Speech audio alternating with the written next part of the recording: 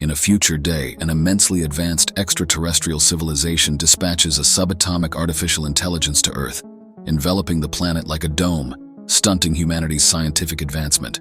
You're caught off guard because they permit it, and the extent of their capabilities remains unknown.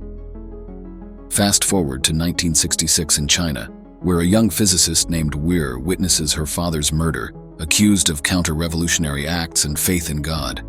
She herself is then detained. In 2024, a detective travels to London after receiving a message for help. A famous scientist has apparently decided to take his own life. He leaves a cryptic message on his apartment wall concerning a troubling countdown. At Oxford University, Vera, the leader of a particle accelerator project, urges her colleague Saul to leave as the project faces closure amidst growing skepticism about physics as a science. Troubled by renowned scientists' claims, Saul is unexpectedly questioned about his belief in God by Vera. When he denies belief, Vera tragically throws herself into the reactor. Later, two scientists named Augie and Jin are talking about weird occurrences while watching Saul's video recording. As the video plays, they realize it doesn't make sense. Augie then notices a strange flickering in the video, mirroring the strange things they've been talking about.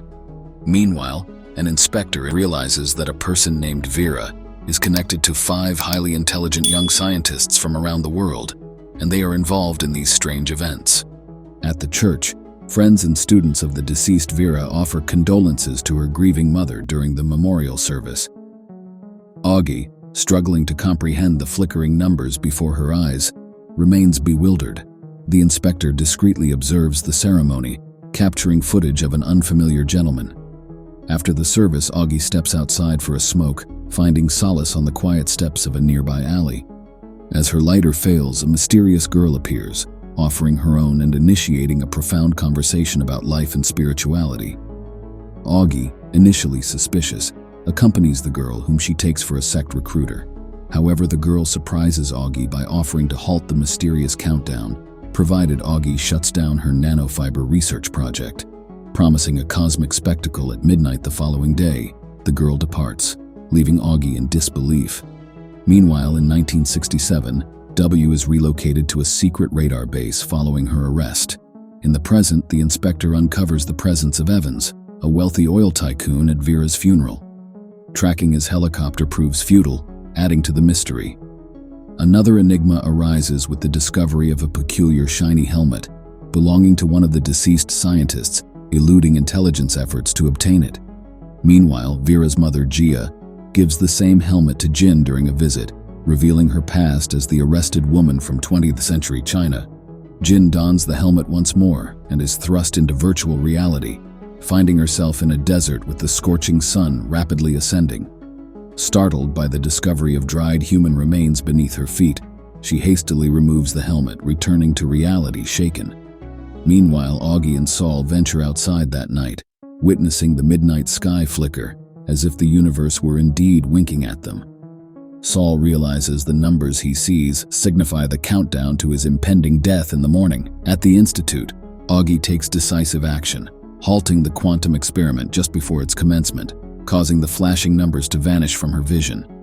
In 1967, Gia discovers her colleague's true intentions: to send signals to extraterrestrial civilizations. Proposing a daring plan to bounce the signal off the sun for maximum amplification, Gia risks everything to defy the prohibition. Back in the present, the inspector shares a perplexing video with Augie, showing her conversing with a stranger who isn't visible in the recording. Despite no signs of editing, the footage captures Augie engaging with an unseen presence. The inspector also discusses the phenomenon of the flickering numbers observed by physicists worldwide. Meanwhile, Jin re-enters the virtual realm, embarking on a puzzling adventure alongside a mysterious duo who guide her towards a distant pyramid where a regal figure awaits. In the era of chaos, the king seeks to ascertain the precise arrival of the era of order. Jin, along with other scientists, is tasked with predicting this pivotal moment. The stakes are high. A correct guess ensures survival, while a wrong one could spell doom for their civilization. As the sun beats down mercilessly, tragedy strikes when one of Jin's companions succumbs to its rays, his body preserved as a bundle of flesh by the man accompanying them.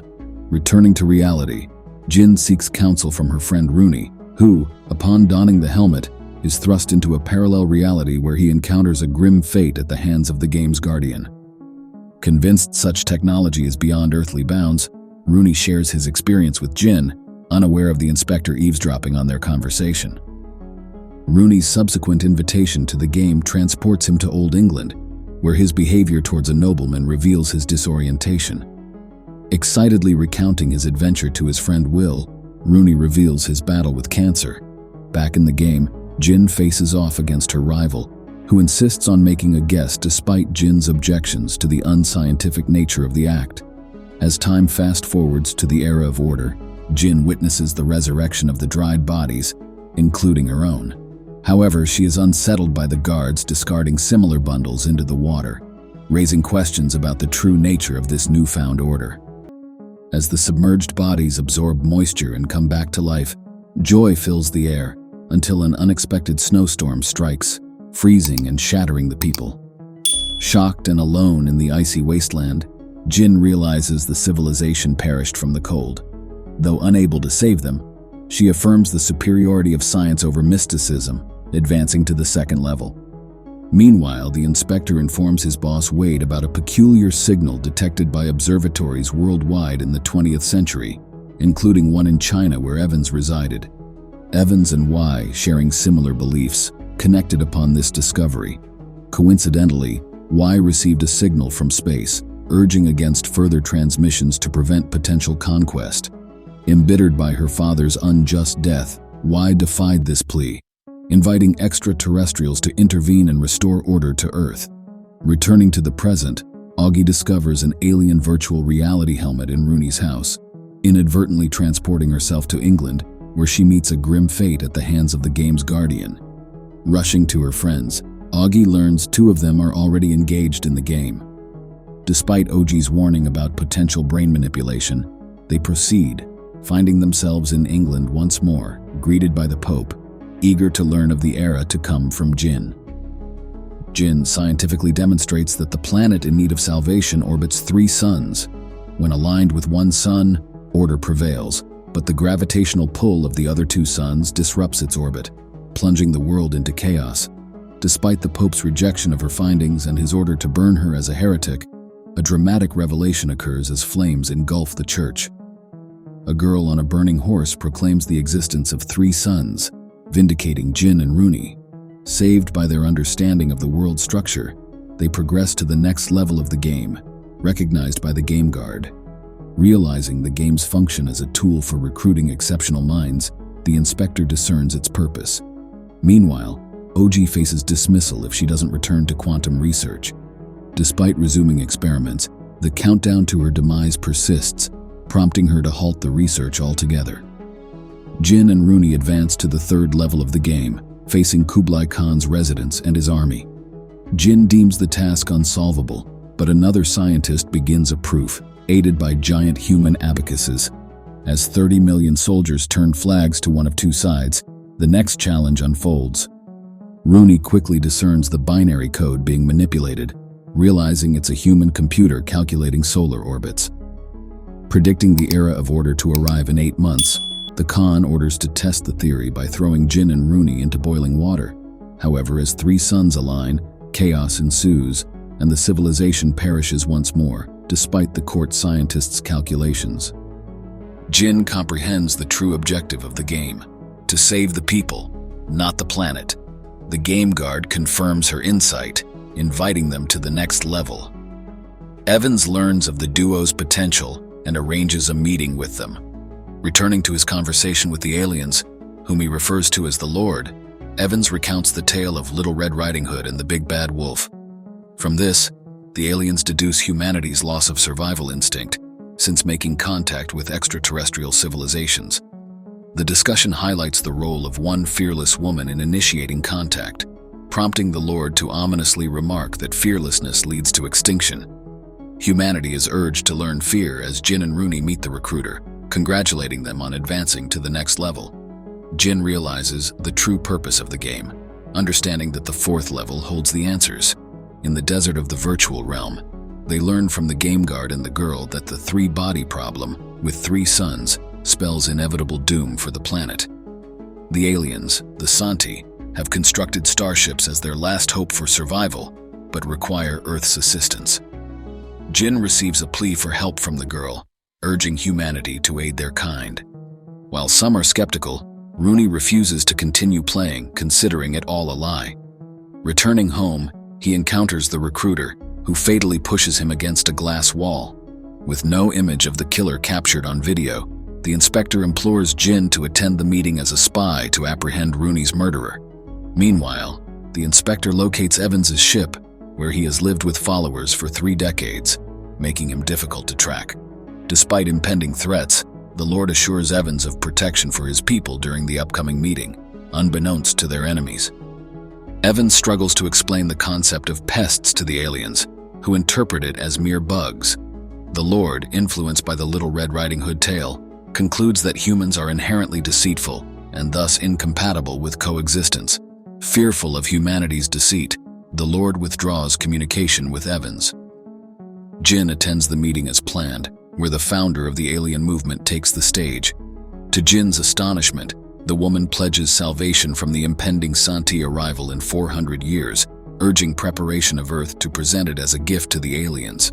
Mid-speech, the police intervene, prompting Jin to command her followers to comply. However, chaos erupts as the recruiter, realizing Jin's betrayal, opens fire, resulting in casualties. Despite the turmoil, the leader, W, observes calmly. As Jin escapes with the inspector, they notice the recruiter missing from the detained group, setting the stage for her return later in the story. During an interrogation session, W, the Lord, the alien spokesperson, doesn't seem to care when she gets caught, thinking she's no longer useful. And to top it off, Evans turns out to be Vera's dad, making things even more complicated. Once they realize that Evans probably had important negotiation records with the aliens, they shifted their focus to capturing his ship. But they were worried that if they stormed the ship, Evans might destroy the evidence. As the ship got closer to the Panama Canal and they still hadn't heard from their boss, the inspector asked Augie for help in getting the nanofiber production back up and running. Despite Augie's fears, they managed to restart the equipment, and it seemed like they might finally be making progress in their mission. While Wade and a group of naval soldiers were setting up Augie's system disguised as old columns along the Panama Canal, Augie was feeling guilty about the potential harm to innocent lives on board the approaching ship. Wade reassured her about the bigger picture for humanity. When the ship entered the canal, the invisible nanofiber strings rose above the water, seemingly not doing anything at first. But then, out of nowhere, the invisible death started slicing through everything in its path with ruthless efficiency, leaving the military in awe. Evans knew things were going south, so he grabbed the negotiations disc before kicking the bucket on the sinking ship. The wreckage was eventually combed through, and the disc was found on Evans's body. After some struggle, the specialists managed to crack the code and were shocked to find the aliens inside. Wade told W about the discovery, but she remained convinced that the aliens would help out humanity. Wade then shows W recordings of Evans talking to the aliens, who say they can't live with humans because humans are deceitful. This really freaks W out and makes her doubt if the aliens are really as nice as she thought. As Wade brings Jin to headquarters to unveil decrypted materials about a mysterious subatomic particle known as SOFON, they embark on a virtual journey to a desert where they meet the game's guardian. She reveals that the aliens, vastly different from humans, are facing extinction and plan to fly to Earth in 400 years. However, humanity's rapid progress poses a threat, leading the aliens to develop SOFON, a particle capable of manipulating dimensions and serving as the foundation for an AI planet. The aliens have deployed 4 SOFON pairs to Earth, interconnected through quantum entanglement, infiltrating laboratories worldwide. These SOFON observe and manipulate reality, exposing human lies and illusions, ultimately aiming to dismantle human science and instill fear. Jin and Wade remove their helmets, exiting virtual reality as gadgets worldwide shut down, and a message labeling humans as bugs appears. The sky morphs into a colossal eye-like structure, signaling the aliens' imminent arrival. Amidst the chaos, the wounded recruiter rejoices, aware that the aliens are en route to Earth. The revelation of the aliens' plans and their manipulation of reality portends a dire future for humanity. As the world descends into chaos with riots erupting, authorities struggle to maintain order despite assurances of the aliens' delayed arrival. Earth's inhabitants rally to declare their humanity, organizing funds to resist the impending alien threat. While some hold on to hope for Santi's benevolence, others, like the inspector and scientist Jin, view the situation with skepticism. Under Wade's leadership, a headquarters for humanity's defense is established, gathering the world's top scientists to strategize against Santi. Despite the aliens' technological superiority with Sofan, humans are determined to fight back. The first step is to gather intelligence, with plans for a probe to meet the Santi fleet. But skepticism arises among scientists regarding achieving the necessary speed for the mission. Wade assigns Jin the task of developing a probe to meet the Santi fleet, a challenge she eagerly takes on. Her idea involves a sail-driven probe accelerated by nuclear charges along a predetermined trajectory. Despite the high cost, the plan progresses as stores sell out of related products, and enterprising merchants sell stars to billionaires for fundraising. Meanwhile, friends gather at Will's home, where Jin aims to persuade Ogi to create ultra-strong nanofibers for the probe. Initially reluctant, Ogi agrees after Will's intervention, recognizing the greater good in the endeavor. As preparations advance, Wade unveils his plan to periodically awaken from cryo-freezing to oversee humanity's preparation for the impending encounter with the aliens. Augi's development of advanced nanofiber technology further enables the realization of Jin's probe idea. Amidst these developments, the time comes to select the first person to confront the aliens, with Wade considering Will due to his terminal illness. Despite Jin's attempts to dissuade him, Will remains steadfast in his desire to contribute meaningfully, even in death. As tensions rise, Saul learns from a grieving mother that her daughter died upon discovering her involvement in calling the aliens to Earth. Distraught, she bids Saul farewell and departs. Meanwhile, Will undergoes tests but refuses to pledge allegiance to humanity, pondering the possibility that the Santi may be better than perceived. Unbeknownst to Saul, Wade seeks a candidate loyal to the aliens, positioning Will as the perfect choice. The injured recruiter finds comfort in a secluded forest trailer, where the game's guardian reaches out to her through a TV screen, suggesting there's a big task ahead. After a close call on a scooter, Saul is warned about the recruiter's actions in China and a threat on his own life by the inspector. Even though Saul is unsure about what's going on, the inspector insists on keeping him safe and takes him to the UN office. So Saul finds out he's been picked to join Wade's Empty Gaze project, where he has to strategize without giving away his plans. Even though he tries to say no, someone shoots at him as he leaves the place, and luckily his bulletproof suit saves him. Saul is determined to confront the shooter and discovers they're actually a follower of the aliens, doing what the Lord's army told them to. Even though Saul protests, he feels like nobody's listening to him and he's forced into his new role. The UN secretary's surprise choice of Saul has people talking, so Saul decides he wants to say goodbye to Will's brain at the Cosmodrome. At the same time, the recruiter stumbles upon an alien VR helmet in her trailer and decides to try it on. Will's head is in a probe ready to go with all 300 bombs lined up in orbit. The countdown begins and the launch goes off without a hitch, with the initial stages dropping as expected. Once the nano parachute starts and goes faster, 3 explosions happen just like they're supposed to. But something bad happens to the probe, and it goes off course. Jin feels really sad, but Wade says something wise before leaving. Later, on a plane, Wade meets the game's guardian, who tells him that the aliens see him as a good leader and will include him in their plans when they come to Earth. They promise to always be there for him, giving him what he wants until he dies. In the evening, Jin and Saul are sad by the pool when an inspector comes and takes them in a car to a place full of bugs, which represent being strong in tough times. The inspector suggests a toast to the bugs, acknowledging their ability to survive even in challenging circumstances. It's time to wrap up this incredible journey through time and space. But before we go, I've got something exciting to ask of you. If you enjoyed this mind-bending adventure, make sure to smash that like button and hit the subscribe button. By subscribing, you'll never miss out on our future escapades and thrilling content. Let's keep this intergalactic party going. Now I'd love to hear from you. Drop a comment below and let me know which movie you want to see next. Whether it's an action-packed blockbuster or a heartwarming romantic comedy, I'm all ears. And speaking of ears, I'm curious to know which country you're watching from. Share your location in the comments, and let's celebrate the global reach of our adventures. Thank you so much for joining us on this extraordinary ride. Remember to spread the word and share the excitement with your friends. Stay tuned for more thrilling content coming your way.